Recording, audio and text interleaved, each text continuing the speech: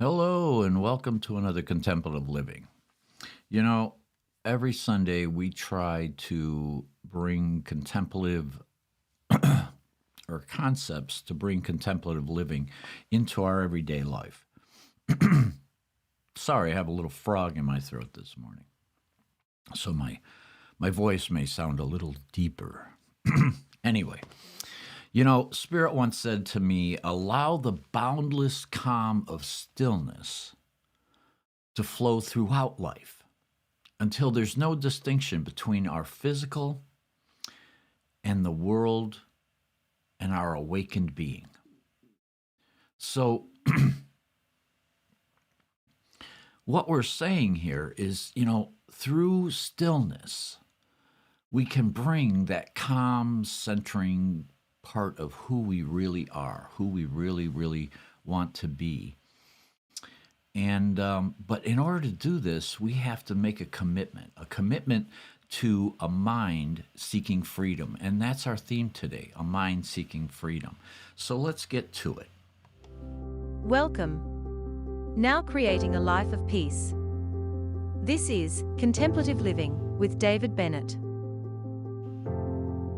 Contemplations and reflections to help with spiritual living. This podcast is made possible by dharmatalks.com.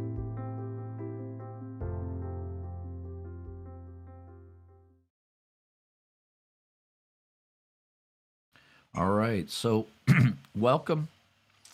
And today we're going to talk about how can we achieve freedom within ourselves. We have all these emotions, we have all these concepts, these ideals, everything that's churning around inside of us. And a lot of times we don't have the clarity to move forward with them. So if we lack understanding, we cannot fully embody the model of clarity of mind. So what am I talking about? I'm talking about consistent meditation can be likened to donning. Oh dear. If we are seeking freedom for our minds, it's essential to understand the concept of clarity. Clarity of mind refers to a state where we can perceive reality as it is without any bias or any distraction. However, embodying this model requires us to have a deep understanding of ourselves and an understanding of the world around us. Excuse me. Without proper comprehension, our thoughts and actions will lack direction and purpose. And we may find ourselves lost in confusion or perpetuating harmful patterns without realizing their consequences. Therefore, cultivating awareness and knowledge becomes crucial to achieving clarity. We want to gain insight into our inner workings. And in order to do that, we must be willing to examine beliefs, emotions, and behaviors with curiosity instead of judgment. This process involves exploring different perspectives and questioning assumptions that often limit our vision. But moreover, understanding others' experiences allows us to connect with them with empathically rather than solely relying on our biases and our past history. And in doing so, we open up new possibilities for growth and transformation. And transformation is kind of what it's all about. So mental qualities that obscure the clarity of mind, again, are passion, hatred, and delusion. Now, the reason these obscure the clarity of mind is because they pull us away from our true nature. They pull us away from our loving center of who we really are. And when we go through, when we practice, when we have establish a meditative practice or a contemplative practice, then we start our days with that calm center and that assuredness that we are being authentic. We're being who we're meant to be. And so there we have, when we're in that space, we have the clarity of mind. And that is what we want to maintain. But our circumstances kind of pull us away, and our passions, and sometimes the circumstances may lead us to be, mad and angry. Or we may be led astray even by our own faculties. Many times, we may believe something that is just not true. And so they cloud our clarity of mind. They pull us away from our center of who we really are. And contemplative practice allows us to see our habits, our impulses, and reactions more clearly.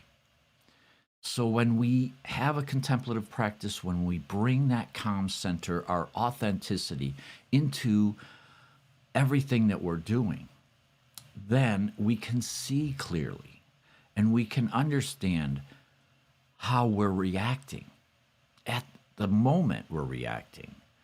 And that way we can be more empowering in what we're doing. We can be more present in what we're doing.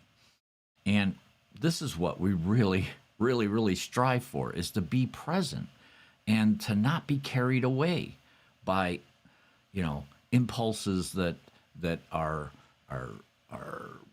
draining our energy, that are creating obstacles within our life. So with clarity of mind, we're able to see that and understand it as we're doing it, so that we can stop it, so that we can be the calm, peaceful, loving person that we really want to be, our authentic being. Now, consistent meditation cranks up concentration power and sensory clarity.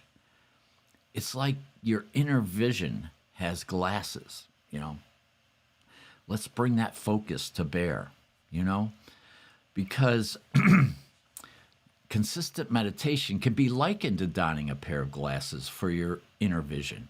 Just like eyeglasses help clarity, our perception of the physical world, meditation hones our ability to concentrate and perceive with greater clarity.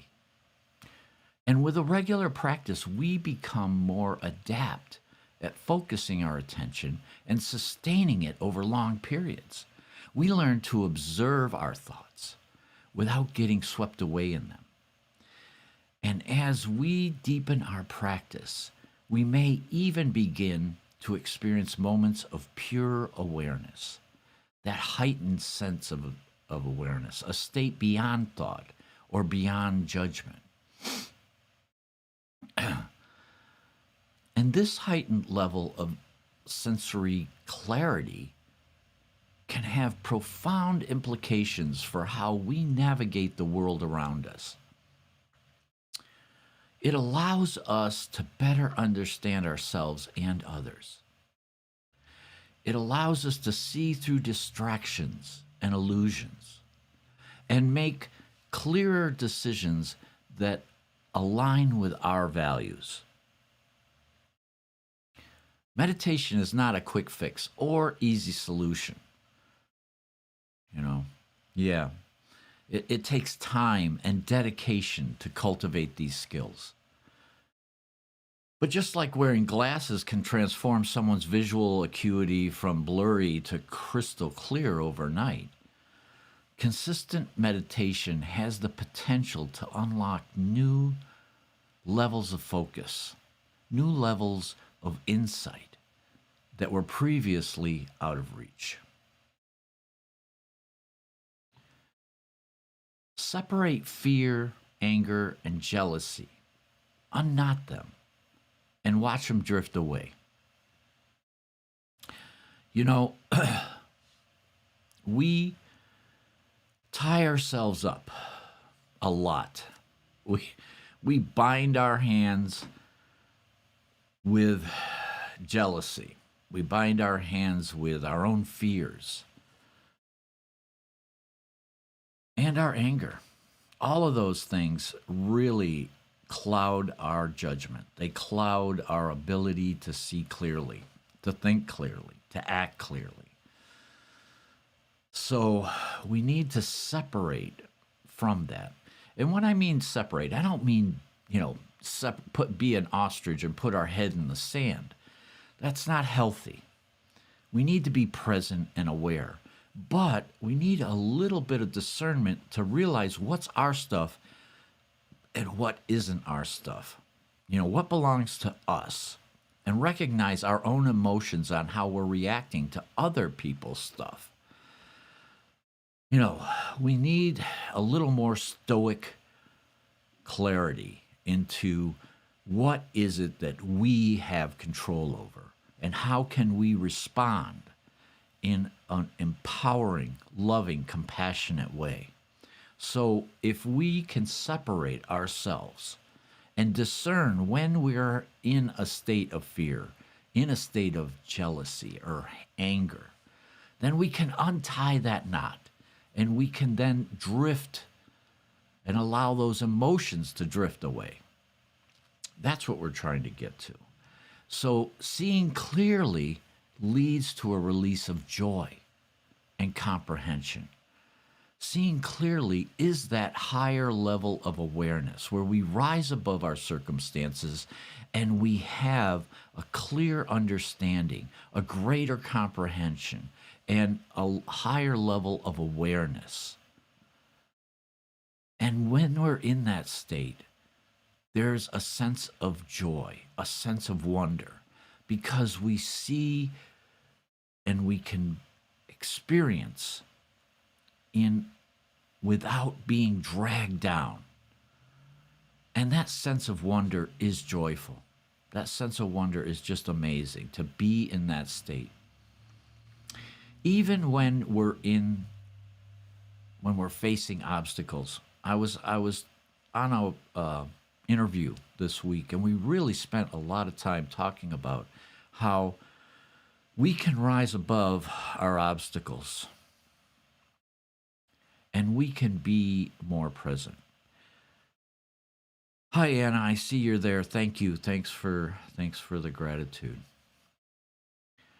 Yeah, we really, really, really want to rise above the circumstances and see clearly. So let all the concentration, clarity, and calm that's cultivated in meditation, allow that to come to bear. When we bring our meditative self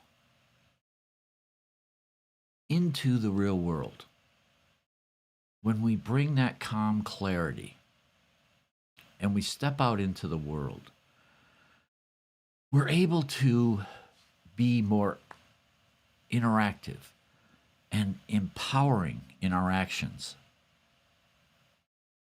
That's the real message today. Is, we want to have we're seeking, we're a mind seeking freedom, and the freedom that we're seeking is clarity of presence, clarity of being who we are. And that's where we want to live. We want to live in that higher state of awareness and not allow ourselves to be dragged through the mud. It happens much too often. And even after we've had a consistent meditative practice, there are things that are going to trigger us. There are things that are going to pull us away from ourselves. But when we have that consistent meditation, we recognize it sooner, and we're able to then become and come back to who we really are, a truly loving and compassionate, calm, peaceful being that wants to help humanity, that wants to help his community, help his family, and help himself. I hope you have a blessed week this week. Namaste. Thank you for listening today to Contemplative Living with David Bennett. Please be sure to subscribe, listen, and share with your friends wherever you listen to your podcasts. You can find us on YouTube, Apple Podcasts, Spotify, iHeartRadio, and the Podbean app. You can find the links to these on David's website, dharmatalks.com, on the Contemplative Living page. Have a blessed week.